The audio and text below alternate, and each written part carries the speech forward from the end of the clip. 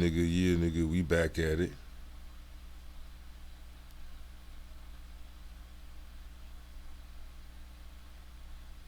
I meant that.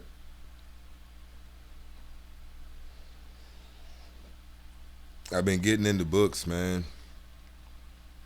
Getting into the books. And when I tell you, nigga, it's not a game. It's not a game. So let's go right into it. The next four: exhibitionism,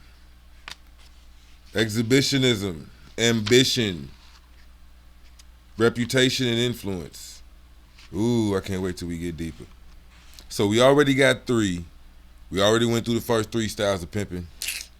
Styles of Power, Kinds of Power by James Hillman. We doing this for review purposes and all of that good legal mumbo jumbo. All of that good shit, right? So we already went through the first three. We talked about the language of power and we went through the first three. Control, office, and prestige. Control, office, prestige. That's three types of pimping. Now, it helps to be aware of all of them. Nigga, you that man or that woman. You that nigga. If you can master all of them, by all means, have at it if you want to be and do that shit. Do that shit. That's up to you, man. I'm just saying. It helps to be aware of this type of pimping, man. And again, your idea of power may not be what the fuck you talking about. So just a brief recap, you know what I'm saying? Control. Nah, I ain't even gonna do that. Watch the fucking video. Not about to do that. We about to keep it rolling because we got too much shit. And there'll be too many days in between this. So while you got me, nigga, let's get it. Let's go right into it. But you already got three types of pimping. That's all I'm saying. You may be good at this. You may be good at that. You may have, you know what I'm saying, like the 2K nigga when you building your player and shit. You may have attributes and skills high in certain shit and low in certain shit. Very few niggas are 99 across the board. But that's the goal, to build your attributes and build your stats. First, you want to, excuse me. First, you want to play to your strengths and shit so that you can get your weight up. But I'm just saying, man, building up your attributes and whatnot, being aware and becoming more and more fluent in these types of power. So let's go with the next, right? Let's just keep it moving. Exhibitionism, nigga. Because prestige shows off, psychoanalysts are tempted to see in it the sexual pleasures of exhibitionism. Abnormal psychology defines exhibitionism as an inappropriate or compulsive display of the genitals. A secondary meaning is exaggerated efforts to call attention to oneself. Nigga. Let's run that back. Abnormal psychology defines exhibitionism as an inappropriate or compulsive display of the genitals. A secondary meaning is exaggerated efforts to call attention to oneself. This second widening meaning suggests that the person as a whole becomes genitalized. You become a dick, you dickhead, you asshole. You're like, nigga, you acting like a dick.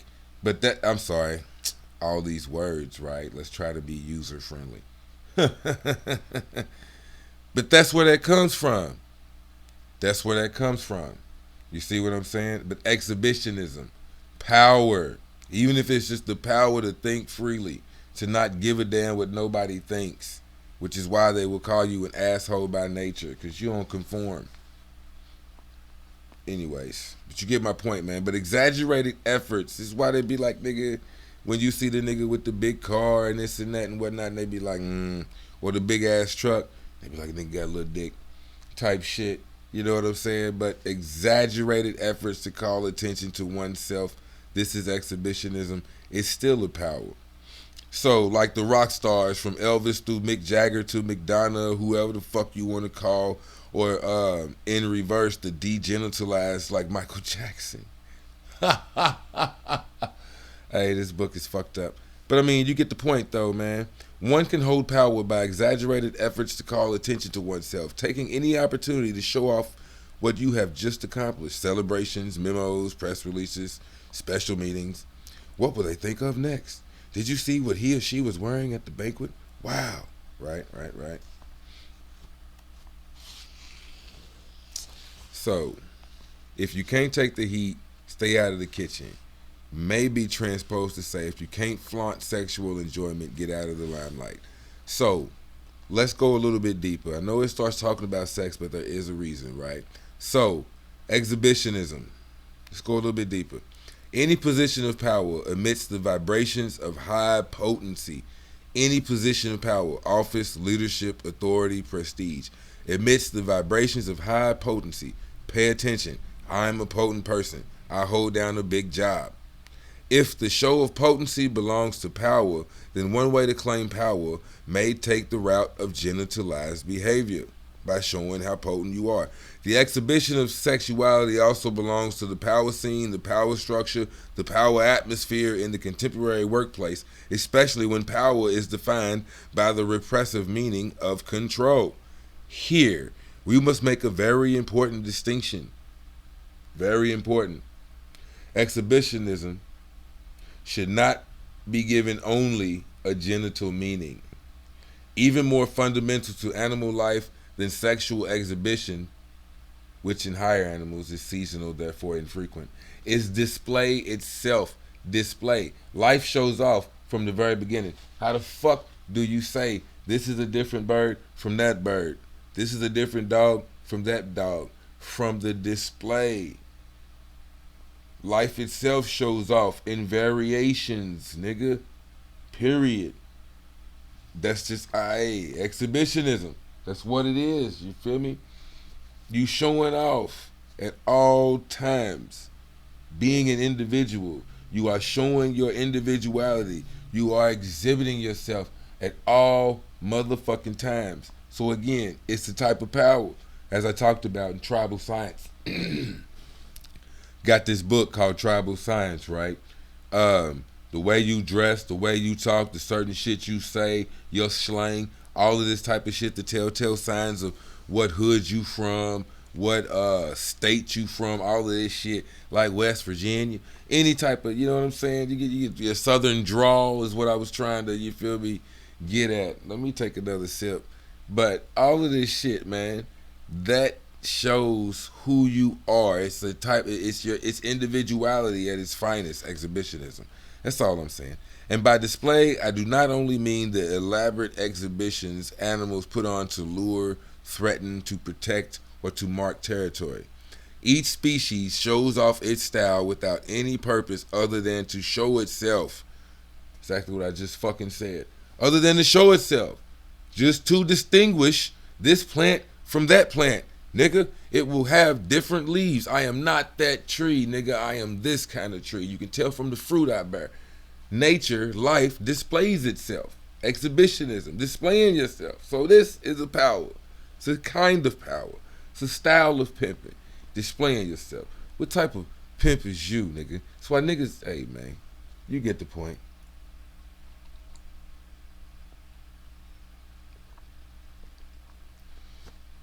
Nigga, there's power in that, nigga. If you that motherfucking fly, you must be getting to the money, nigga. You that cold, again, power shows itself. Let me get to it. You gonna see. Each species shows off its style without any purpose other than to show itself, to manifest its essential capacity, and perhaps for its own pleasure. For us human animals, this implies that exhibitionism is not only a sexual act, but a display of one's innate nature. It displays one's power. How you come on shows who you are. Period. One of the things I remember niggas saying, and so I like to say, and I'm going to repeat it, nigga, is that money gives you ability to be who you really want to be. Whoever you truly are. It doesn't make you evil. It doesn't change you. It makes you who you really are. You can you can buy whatever you want to buy and be uninhibited.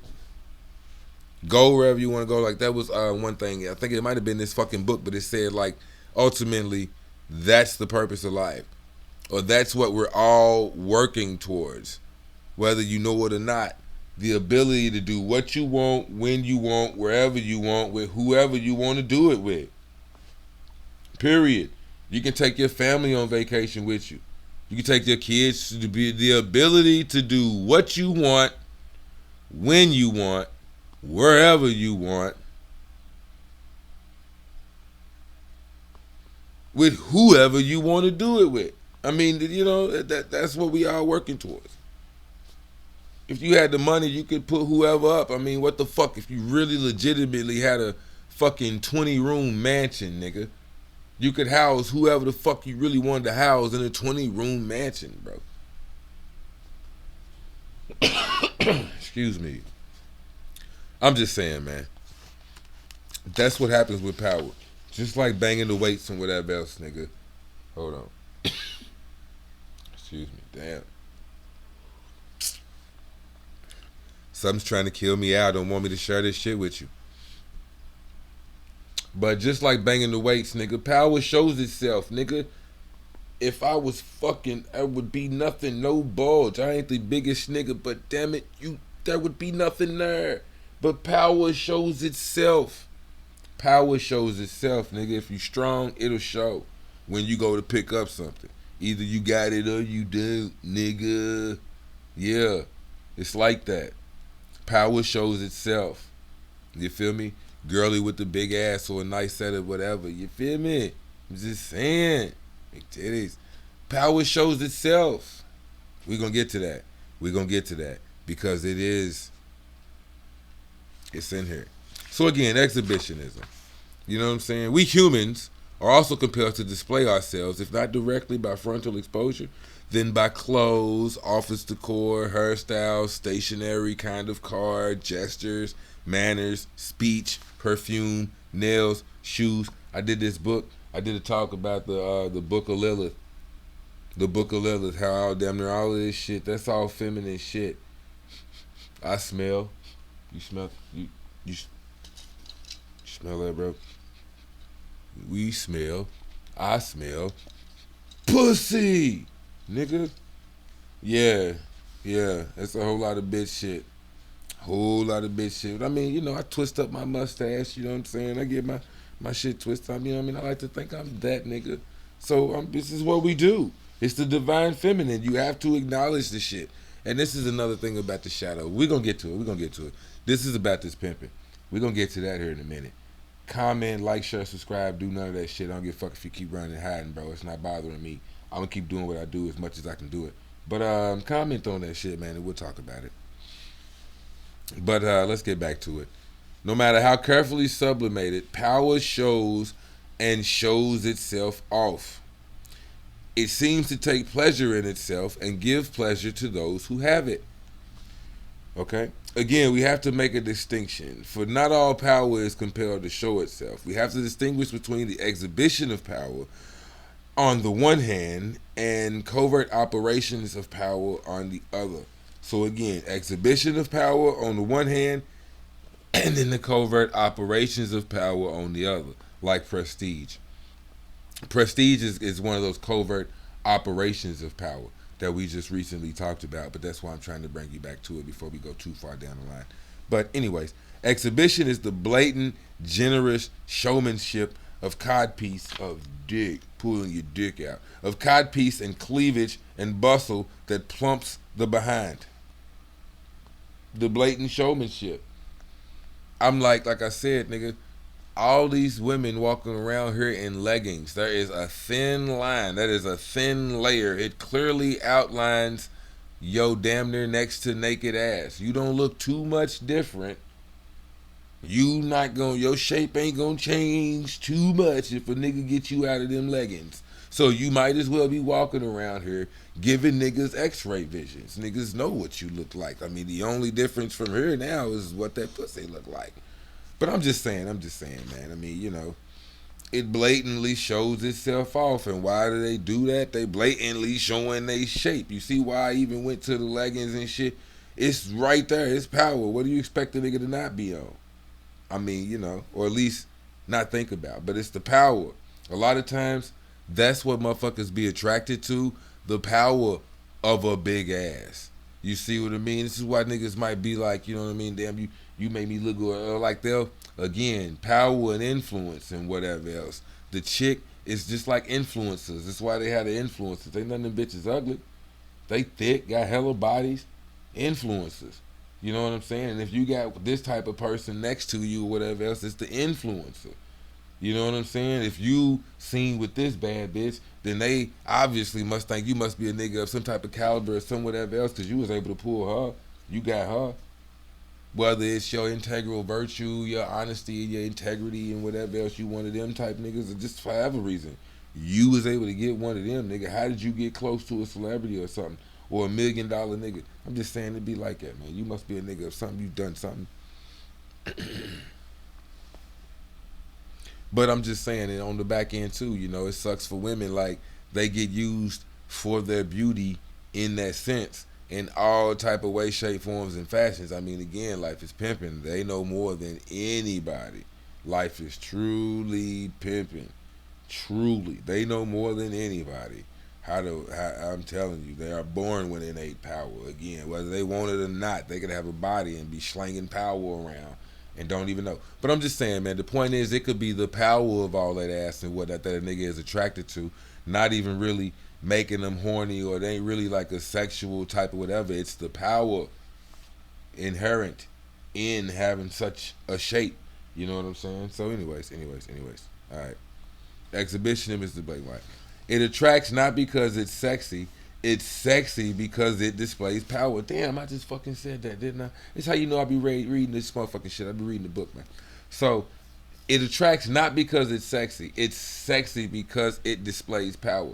Like I said. So that big ass, them big titties, that juicy whatever the fuck, or again, the nigga with the big muscles and shit out, man. I'm telling you, if I take this fucking shirt off, nigga, I'm chiseled. But I'm just saying, man. I'm just playing. I am cut up. But point being, man, it's the power. When you see the muscles and this and that and whatever else, sometimes for some women in some situations or whatever, they actually might be sexually attracted to that. But again, it attracts not because it's sexy. It's sexy because it displays power. Them niggas are diesel, big ass, powerful ass niggas. They moving heavyweight. See where that comes from. So anyways, again, whether tight and stiff, bright, loose, and easy, an organization has a form, and part of its control over its member is the influencing style of their display. Influencing of the style of their display.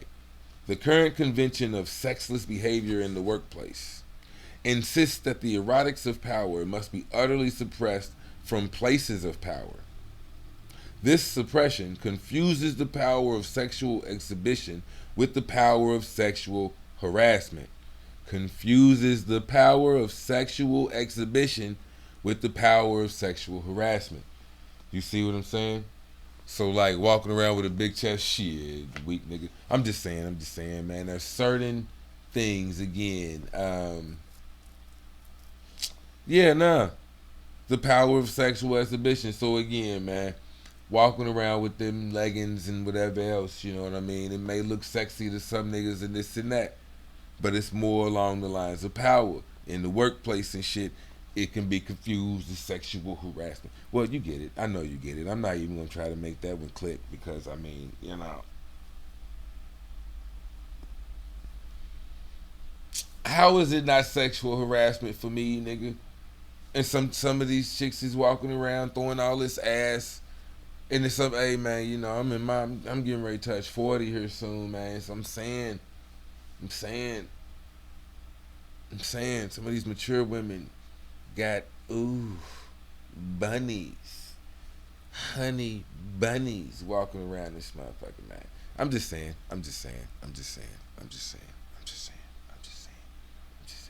It don't matter the age. The shape is the shape. And like me and I just got a tattoo not too long ago, and me and the tattoo artist was having this conversation. He was like, "Man, I spend so much." I'm like, "Oh, trust me, bro. I know what it means." He's like, "I spend so much time." Like when he's walking around with his chick, he be trying not to look at other chicks, this and whatever else. So I'm like, bro, it takes too much energy trying to hold back energy, this and that. I had a conversation with my baby mama years ago. Look, nigga, I ain't gay. It's just all it is to it. And if the ass and shit is on display, nigga, I'm gonna look. I might as well look and get it over with. That way I ain't gotta look again. It's not gonna catch me. You ain't gonna whatever. But I'ma look, observe, and keep it moving. No harm, no foul. The trick is I ain't gonna stare and whatever else.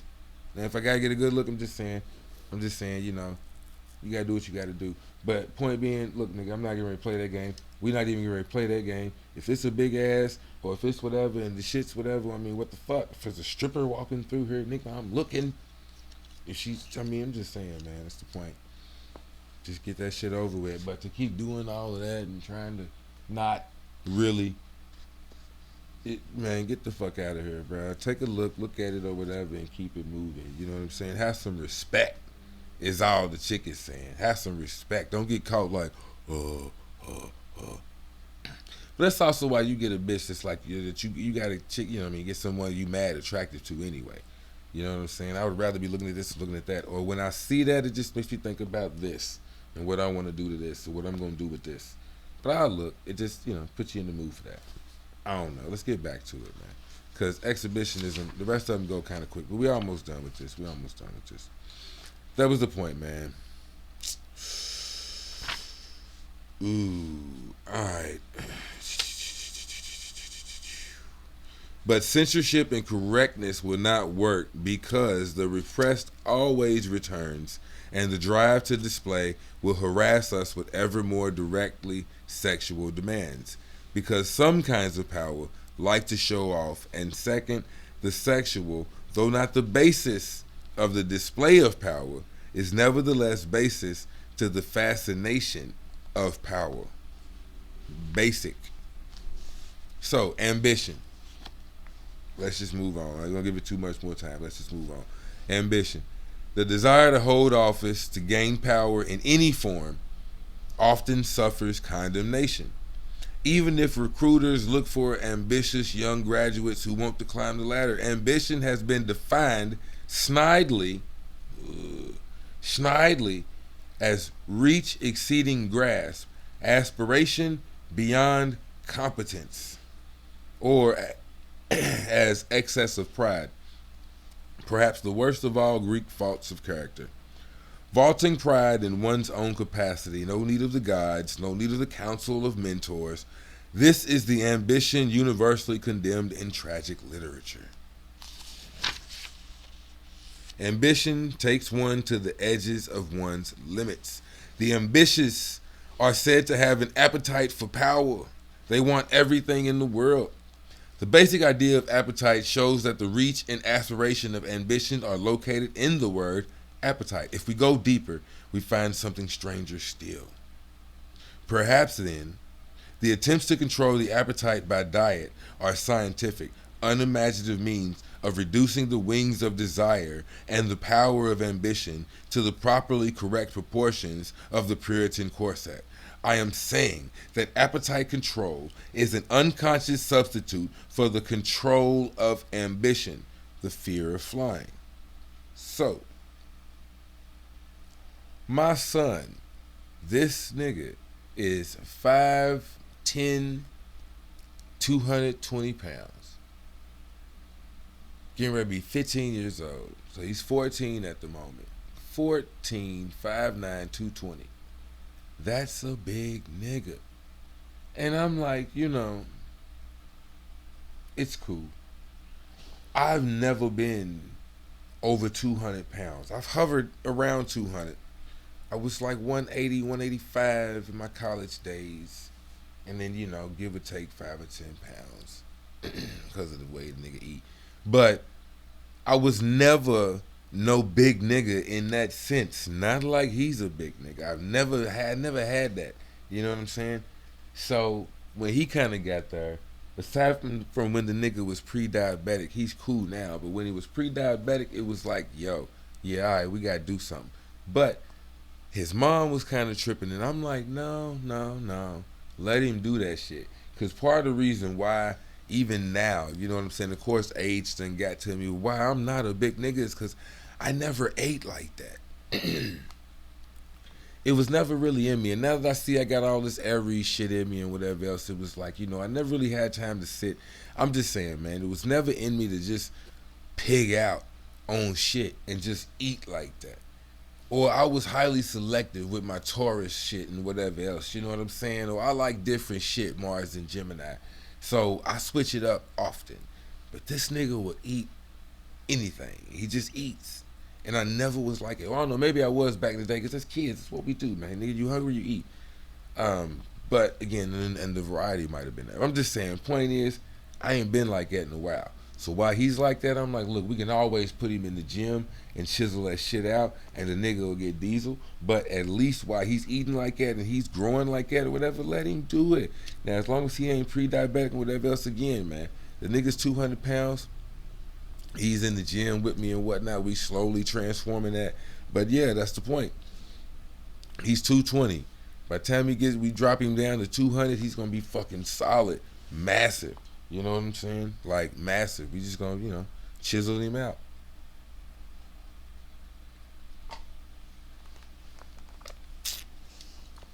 So I mean, I'm just saying, like I said, diet and ambition or whatever. It's just all about the way you see things, the way you perceive it. You know what I'm saying? So, anyways, no one can. I'm saying that appetite control is an unconscious substitute for the control of ambition. See what I'm saying? So I'm not trying to necessarily control that nigga's appetite. I'm just gonna guide it. You see what I'm saying? Well, since you eat like that and you good for putting on pounds like that, well, let's chisel you on out. He's in middle school. By the time he get to high school, do whatever the fuck he wants to do. He likes band. So I'm like, all right, bet. You know why it's good to get these muscles up, nigga? Get your weight up, nigga. So you can hold the big drum. He's got the boom, boom, boom, boom, boom, boom. Because he's a big nigga, so they gave him like the number 4 bass. So he's got the big boom, boom, boom. The big, round motherfucker that sits out in front. The big motherfucking bass. I'm like, well, yeah, nigga, get your shoulders together, get your back together. You can hold that shit up. Nigga, you can move and groove. They'll be like, damn, you be twirling that shit because it ain't nothing to you, because you got the power to lift it. It's lightweight to you. You lift bigger weights than that. But you ain't got to be in the, whatever you want to apply your muscle towards, nigga, you can apply it towards whatever you want. He chooses band, boom, well, now you got the number 4 bass. Get you the number 5 bass, that big shit. You see what I'm saying? You can make a big boom. And, you stronger in the arms. You making big booms. Boom, boom. Boom, boom, boom, boom, boom, cack, boom, boom, boom, cack, boom, boom, boom, boom, cack, boom, boom, boom, cack, boom, boom, boom, boom, boom, boom, cack, boom, boom, boom. Man, that nigga be out there getting it. I fucking love that my son's in the band, niggas. I be in the fucking crowd rocking it. Oh man, nigga, Pops is a fool. That's all I'm saying. Plus I get the I get the barking and shit. No, I ain't known that. I ain't known that other shit. I'm just saying, no, I'm not in the fraternity. I just like barking because I grew up with dogs, nigga, and I can bark loud as fuck. So it's just fun as fuck to me. But let's get back to the book, man. We just having fun. Drinking and thinking, rolling, rocking and rolling. Now, no one can know beforehand how wide the perimeter, how far the ambition will carry until you've gone too far and are declared to be over-ambitious, right? An ambitious intention aspires. It sets itself high goals and takes the necessary risks. Circumstances, other people, the recalcitrance of things, and the goddess Fortuna set the limits on ambition. We pretend it is a fatal flaw in character that one did not calculate right. No one could have seen what was. Let me do that over, right? We pretend it is a fatal flaw in character that one did not calculate right, could have foreseen what was coming. The cautions, after the fact, locate ambition wholly within a person as if it were a trait to be controlled, whereas the term that is crucial here is the vaulting nature of ambition to go to the verge. At the other side of the edge and beyond it is the wholly unforeseeable, and ambition seeks by its very nature to go too far. Self-limitation by means of willpower and developed self-control as a breaking restraint misses the inner sense of ambition, which must go beyond better judgment, risking the impossible. To exceed, risk excess. A poet, William Blake, said in his Proverbs from Hell, "You never know what is enough unless you know what is more than enough. The road of excess leads to the palace of wisdom." So, that's kind of how we end ambition, and we'll move on to reputation. But that's how we end ambition, right? It's not necessarily a bad thing, and as it pretty much was stating at the last end of that last page or two, as I was getting just reading what I got highlighted, pretty much what it was trying to say, what we getting at here is the only way. It's only when you went too far, you've done too much, when you reached too far, and then you get burned. That's when motherfuckers be like, "Oh, okay, you was over ambitious." But to have the imagination to reach, to even try, that's a power in and of itself. You know what I'm saying? I mean, obviously, ambition, nigga. I mean, I knew one way or another I was going to college straight out of high school. I knew that shit. It was not a doubt in my mind. I just so happened to get a fucking scholarship.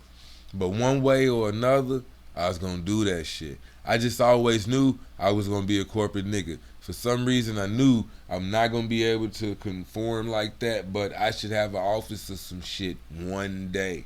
I really should. And now I'm doing this shit. It's like, nigga, I need a studio. I got this shit. Nigga, I got stones and shit around me. I need a studio, like a workshop, nigga. I need that for sure. Plus, there's plenty of niggas that want to jump in, man. I need to, invite niggas to the studio. We can sit down and rap and do this.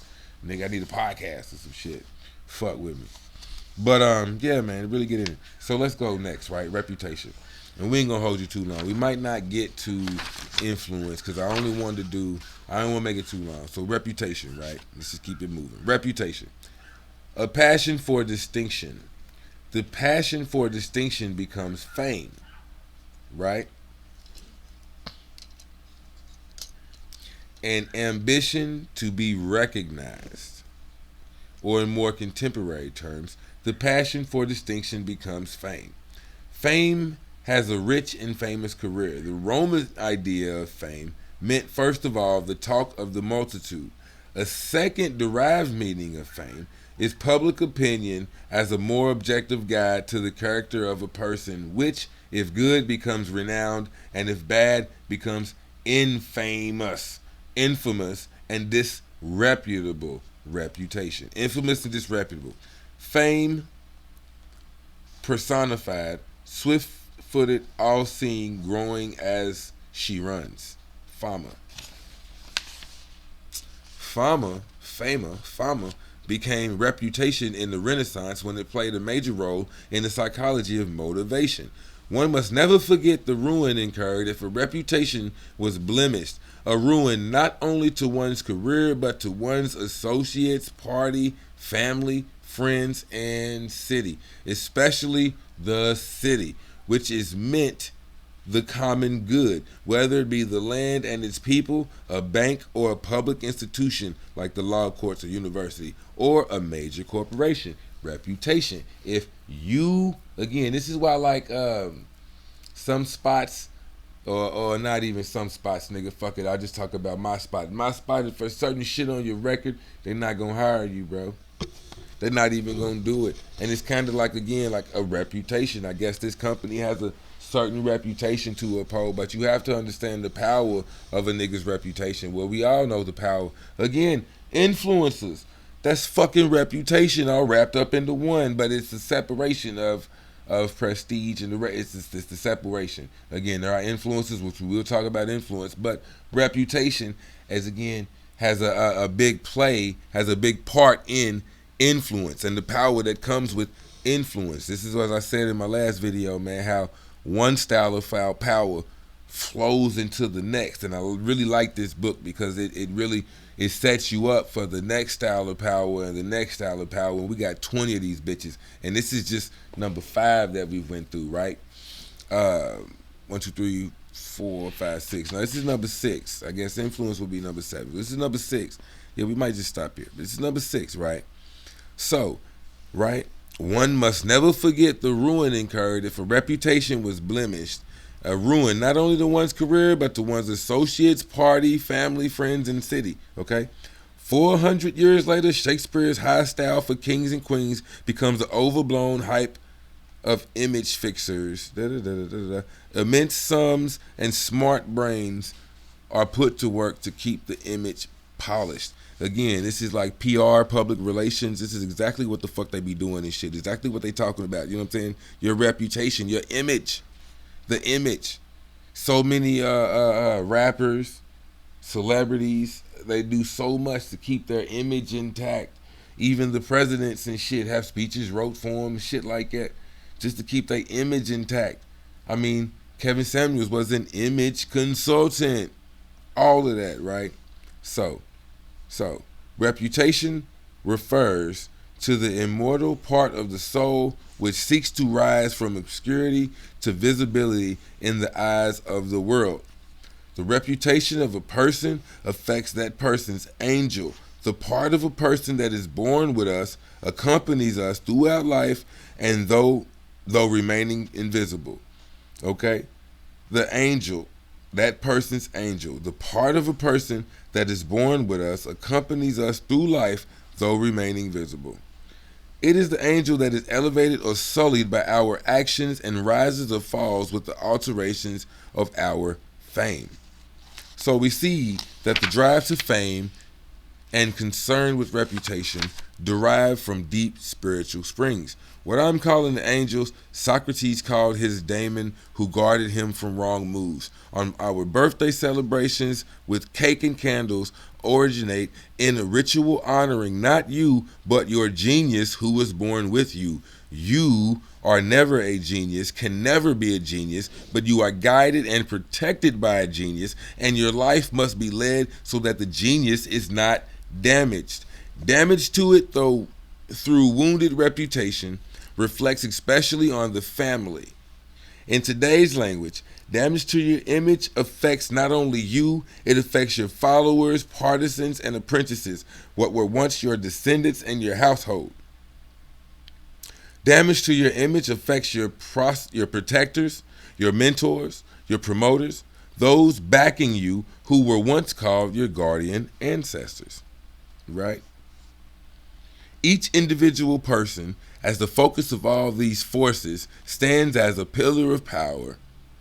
To thine own self be true. This true self is how we today speak of the angel. By locating this true self, this angel, inside our private person, even inside our own skin, we regard our external image and its reputation as merely a mask. Now, did we not just come up to talking about a motherfucking mask in one of these other forms of power?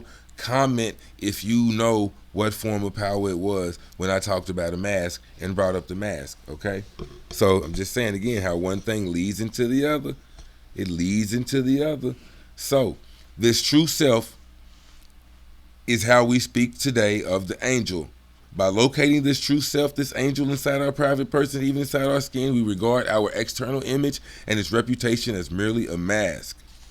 What psychology calls a persona. That mask, that persona, is only a mode of adapting to the institutions of society.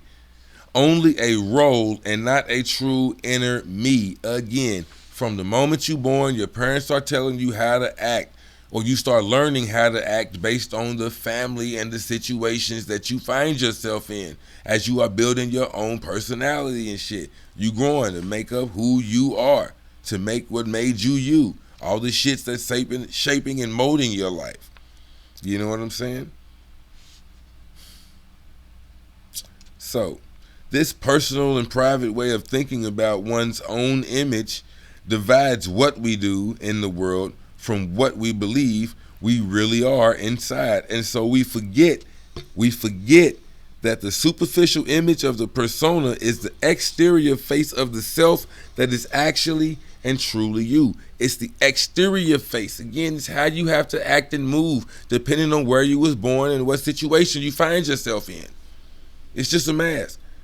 To denigrate the face society perceives, to feel above one's reputation and what they are saying, betrays a contempt both for the judgment of others and for the angel who lives as much in your actions with others as in your opinion of yourself. So again, if niggas is telling you basically if you suck, you're not a good people person, you ain't got a lot of friends, or just in general, man, your reputation, people start saying you this and you that, you have a bad reputation for certain shit, that matters. It affects not only you, Like say you a thief or you a dishonest person, whatever the fuck. It don't just affect you, it affects everything about you. Period. And again, reputation. Even just known for being a short guy. How many chicks are going, if oh man, I heard he's short, I don't know him myself, but I heard he's a short nigga. That's your reputation. Even if it is true, you got a reputation of being a short nigga. So this matters. But again, to downgrade, to denigrate the face society perceives, to say what everybody says about me, what everybody thinks about me, it don't matter. On one end, it does, is naturally a slap in the face to everybody else's judgment call. So if everybody's saying the same thing about you and you just keep trying to push the issue that that's not you, it's like a slap in the face. You saying these niggas don't know how to make up their mind, or they don't know what they feeling inside, what vibe they really getting about you, nigga. So, you know, I'm just saying, it's, a lot of people get in trouble with that. That's why that part I highlighted in the book, right? It don't matter what the fuck you think about you. So, popular opinion may be manipulated. Spin doctors may skew the images. The true reduced to a soundbite. The true self reduced to a soundbite. Nonetheless, okay, popular opinion may be manipulated. Spin doctors may skew the images, and the true self may be reduced to a soundbite. Nonetheless, what the polls say and the value of your true self belong together. Your genius is also theirs. Your angel isn't only yours to have and to hold. So the victors say, all I am I owe to my family. Not the family as much, but the genius, the guiding angel that gives the passion for distinction and pushes a person from being buried in the bestial darkness of obscurity into the limelight, redeemed, if only for 15 minutes. So yeah, reputation. The main thing about that nigga, it ain't just you. It affects a lot, which is also where prestige. Oh, you come from that family has a certain reputation. Because of this reputation, this is how you gain prestige. So, all right, man, again, we done went long enough. That was the next 3. The upcoming 3 is going to be influence, resistance, and leadership. Next 3 styles of pimping: influence, resistance, and leadership. Get at me, man.